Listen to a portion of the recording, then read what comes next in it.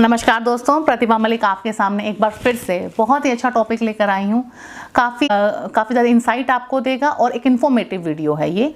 अब इस वीडियो का टॉपिक है कि what is a shortcut to adopt a child.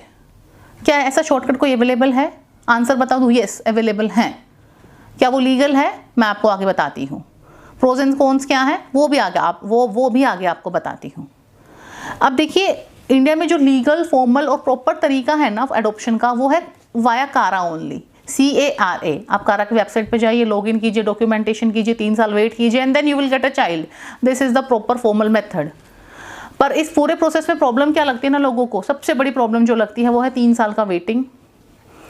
और जो इसकी फीस है वो है 50 से 60 हज़ार रुपये, जो कि बहुत ज़्यादा नहीं है। तो ये इतना बड़ा इशू नहीं लगता। मेन प्रॉब्लम लोगों को लगती है कि 3 साल का वेटिंग प्लस सच हैवी डॉक्यूमेंटेशन, इतना सारा ग्रिलिंग, इतना सारा डॉक्यूमेंटेशन सबसे नहीं हो पाता, या कुछ लोग करना नहीं चाहते। अब कुछ लोग क्यों नहीं करना चाहते? I wonder why. जब आपको एक बच्चे जैसी चीज़ मिल रही है, कई बार पेरेंट्स बायोलॉजिकली जब बच्चा ट्राई कर रहे होते हैं, 10-10 साल निकल जाते हैं शादी के बाद, and they kept on waiting for a child. जब 10 साल वेट हो सकता है, तब यहाँ पे 2, 2.5, 3 साल की वेटिंग है और आपको एकदम लीगली प्रॉपरली बच्चा दिया जा रहा है, तो वहाँ पे क्यों नहीं हो रहा? I wonder why. नाउ इसके 2 रीजंस निकल के आते हैं। या तो आपका बच्चा लेने के प्रति कोई इल इंटेंशन है, आप किसी गलत भावना से बच्चा अडॉप्ट करना चाह रहे हो। फॉर एग्जाम्पल चाइल्ड ट्रैफिकिंग होती है, फॉर एग्जाम्पल बच्चों के साथ और भी बहुत गलत चीज़ें होती हैं, आपको पता होगा। तो शायद इनमें से कोई आपकी एक भावना है। जो एकदम क्रिमिनल माइंडसेट के लोग हैं, तो जो डॉक्यूमेंटेशन वगैरह के चक्कर में पड़ना ही नहीं चाहते, क्योंकि ऑब्वियसली उनकी इल इंटेंशन सामने आ जाएगी। एडॉप्शन प्रोसेस के थ्रू ढेरों इंटरव्यूज़ होते हैं, आपका इंटेंशन कहीं ना कहीं से वो सामने आ ही जाएगी। तो एक तो ये टाइप के लोग हो गए। दूसरे वो टाइप के लोग हो गए जिनको जेन्युइनली बच्चा चाहिए, अपने बच्चे की तरह ही वो पालना चाहते हैं, और उनकी जो इंटेंशन है वो भी बहुत अच्छी है कि उनको बच्चा ही चाहिए। बट उनको ना ये डॉक्यूमेंटेशन करना और ये सब 3 साल का वेट करने में बहुत ऐसे प्रॉब्लम लग रहा है कि नहीं, it's too much of a work, ये बहुत टेंशन वाला काम है, इतना कौन करेगा। ऑर्फनेज में जाओ, किसी डॉक्टर से सेटिंग करो, ये लोकल क्लिनिक्स में, लोकल हॉस्पिटल्स में जाओ, वहाँ से सेटिंग करके बच्चा ले लो। ऐसा बहुत लोग करते हैं। और एक और रीज़न जो है ऐसा करने के पीछे, मेजर रीज़न ये है कि जब भी आप कारा के थ्रू, लीगल मेथड के थ्रू बच्चा अडॉप्ट करते हैं, तब आप बच्चे का बैकग्राउंड, कास्ट, क्रीड, रिलीजन, इसके पेरेंट्स कौन थे, कहाँ से आया, क्यों आया, पेरेंट्स ने क्यों छोड़ा, या हमको कहाँ से मिला, ये सब आपको नहीं बताया जाता है। तो कुछ पेरेंट्स का इंटेंशन ऐसा होता है कि नहीं, हमको इसी धर्म का बच्चा चाहिए, इसी जाति का बच्चा चाहिए, गोरा चाहिए, काला चाहिए, लंबा चाहिए, छोटा चाहिए। They have filters. एक बच्चे को भी उनको फिल्टर लगा के ही चाहिए कि जैसे मार्केट में कोई आइटम है, चूज करने जा रहा है, ये कलर अच्छा नहीं है, ये डिज़ाइन अच्छा नहीं है, उनको ये फिल्टर्स वाला बच्चा चाहिए। तो इस वजह से भी, and I know a few people जिन लोगों को अडॉप्ट करना है पर with filters, they want some filters with adoption, तो they might go this route कि चलो कारा के थ्रू तो ये फिल्टर हम नहीं लगा सकते, दूसरे रूट के थ्रू चलते हैं, तब फिल्टर से बच्चा मिल जाएगा। अब मिल तो जाएगा।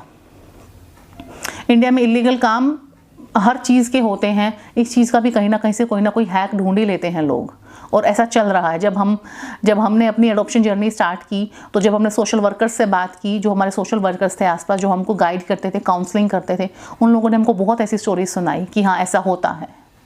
मन बहुत दुखी हुआ कि जब सरकार ने इतना प्रॉपर सिस्टम बनाया है, तब क्यों लोग इन चक्करों में पड़ रहे हैं।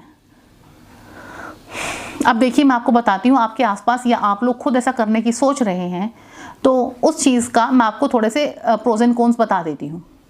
पहली तो, ऐसे केसेस में बच्चा जो है वो बहुत ही एक्सपेंसिव दिया जाता है। इट्स लाइक अ प्रोडक्ट, आपको बेचा जाता है। गवर्नमेंट के थ्रू जब आप बच्चा लेते हैं, तो वो एक फॉर्मल सी फीस होती है उनकी, जो भी प्रॉपर डॉक्यूमेंटेशन की और अनाथ आश्रम की जो फीस होती है वो ली जाती है, उसके अलावा कुछ नहीं।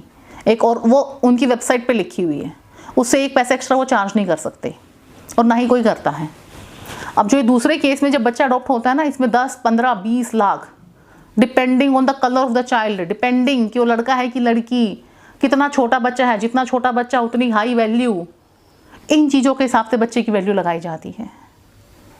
आपका खुद का कभी मन कभी दुखी नहीं होता ये सोच के कि एक बच्चे की इन बेसिस पे वैल्यू लगा रही है कि गोरा बच्चा तो महंगा, काला बच्चा तो सस्ता, छोटा बच्चा तो महंगा, थोड़ा बड़ा बच्चा होगा तो उसकी वैल्यू गिरती जा रही है जैसे जैसे बच्चा बड़ा होता जा रहा है, या किसी पर्टिकुलर कम्युनिटी का बच्चा आया है तो महंगा है। तो इतने सारे फिल्टर लगा दिए, फाइनली आपने बच्चा अडॉप्ट भी कर लिया, मे बी आपने डॉक्यूमेंटेशन भी करवा दिए हो,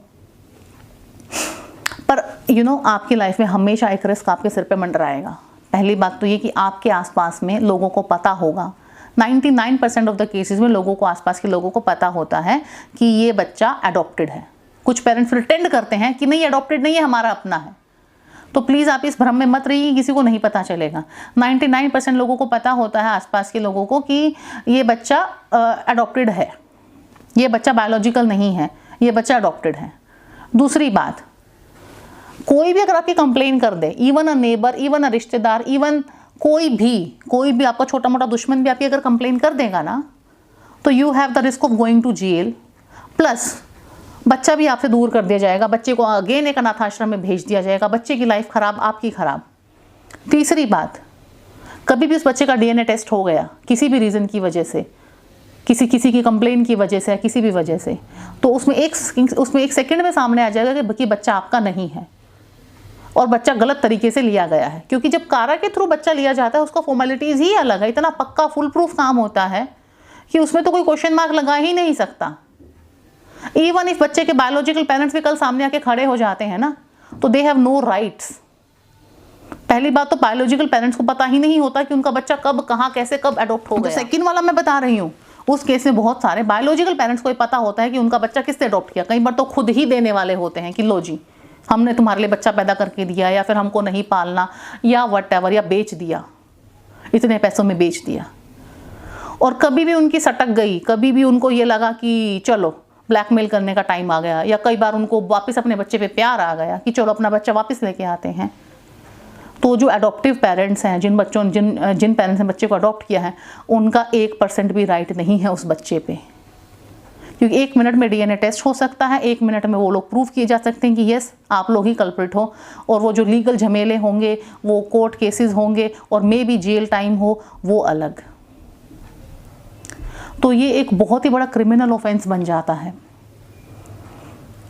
तो मेरी रिक्वेस्ट है, जितने भी अडॉप्टिव पेरेंट्स हैं जो बच्चा अडॉप्ट करने की सोच रहे हैं, तो प्लीज़ पहली बात तो ये बात अपने दिमाग से ही निकाल दीजिए कि कारा के अलावा आप किसी और मेथड से अडॉप्ट करेंगे। और दूसरी बात, कुछ लोगों को इतना स्केरी लगता है ये पूरा प्रोसेस, मेरी बात मानिए, हमने पूरा प्रोसेस किया है, लंबा प्रोसेस है, टायरिंग है, पर स्केरी नहीं है। देयर आर काउंसलर्स वहाँ पे बैठे हैं, सोशल वर्कर्स हैं जो आपको हर कदम पे गाइड करते हैं, कारा की हेल्पलाइन है, एक स्टेप पे आपको वो इतना क्लैरिटी से आपको बताते हैं। तो पूरा का पूरा प्रोसेस एकदम ट्रांसपेरेंट है, बहुत अच्छा है। प्लस शुरुआत में आपको अगर 3 साल का टाइम लग भी रहा है, थोड़ा डॉक्यूमेंटेशन लग भी रहा है, तो आप देखिए आपको एक बच्चा हाथ में आएगा और पूरी उम्र की एक पीस भी आएगी, एक शांति आएगी, और आपने सही काम किया, आपने सही तरीके से उस बच्चे को उस बच्चे को अपने घर में लाए हो, तो ये भी तो एक अलग ही खुशी है। तो मेरी रिक्वेस्ट है उन सब पेरेंट्स से, और अगर आपके आसपास कोई ऐसा कर रहा है, उन लोगों से, कि please choose the right way, always choose the right way. Thank you so much. Pratibha Malik, फिर मिलती हूँ आपसे नेक्स्ट वीडियो में। तब तक बने रहिए, लाइक, शेयर और सब्सक्राइब करना मत भूलिए। Thank you.